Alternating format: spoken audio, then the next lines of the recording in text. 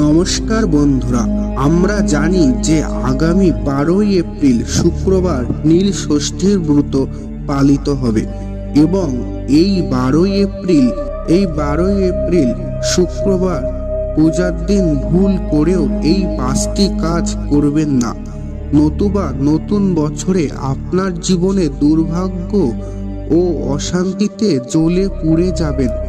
স্বয়ং দেবাদিদেব মহাদেব এই কাজগুলি করতে প্রত্যেকেই নিষেধ করেছেন। তাই আজকে এই ভিডিওতে আপনাদের প্রত্যেকের জন্য অত্যন্ত তথ্যপূর্ণ হতে চলেছে। তাই আমি অনুরোধ করব আজকের এই বিষয়টি মনোযোগ সহকারে শেষ পর্যন্ত শুনুন এবং কমেন্টে হর হর মহাদেব লিখে জানাবেন। আর এই রকম ভিডিও পেতে আমার এই চ্যানেলটি সাবস্ক্রাইব করবেন।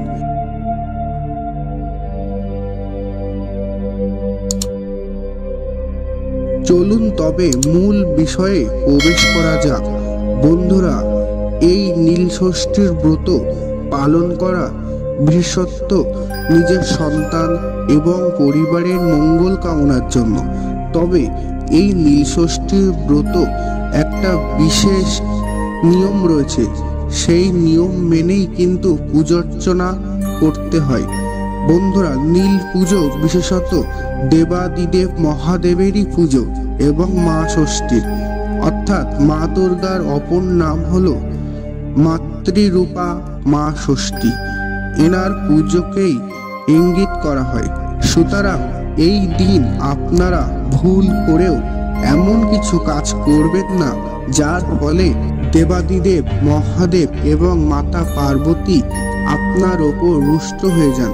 কারণ আমরা প্রত্যেকেই জানি মাতা দুর্গা এবং দেবাদিদেব মহাদেব যদি কোনো কারণে রুষ্ট হয়ে যায় তাহলে কিন্তু জীবনে দুর্ভাগ্যের ছায়া নেমে আসতে পারে। তাই আমাদের প্রত্যেকেরই উচিত এই কয়েকটি বিশেষ নিয়ম পালন করা।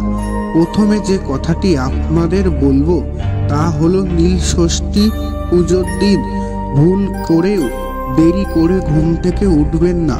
কারণ হিন্দু শাস্ত্র মতে ব্রহ্ম মুহূর্তে ঘুম থেকে ওঠার নির্দেশ রয়েছে।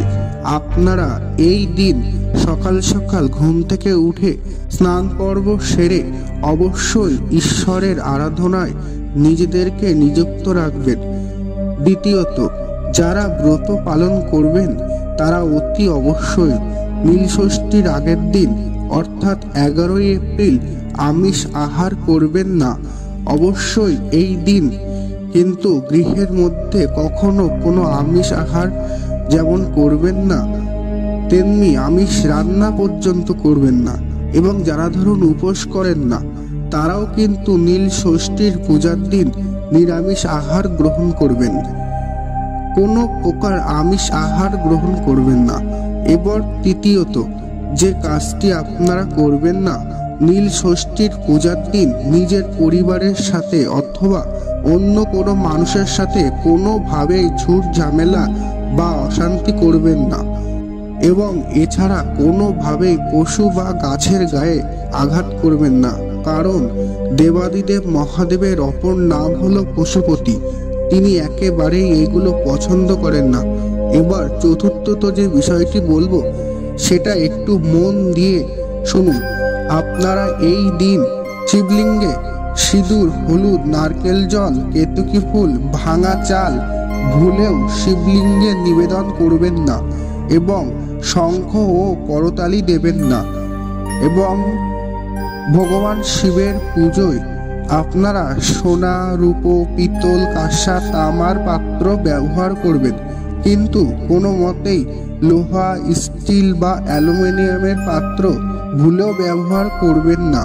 পঞ্চমত, এই দিন আপনারা শত দরিদ্র ও ভিক্ষুক মানুষদের দান ও সেবা করবেন।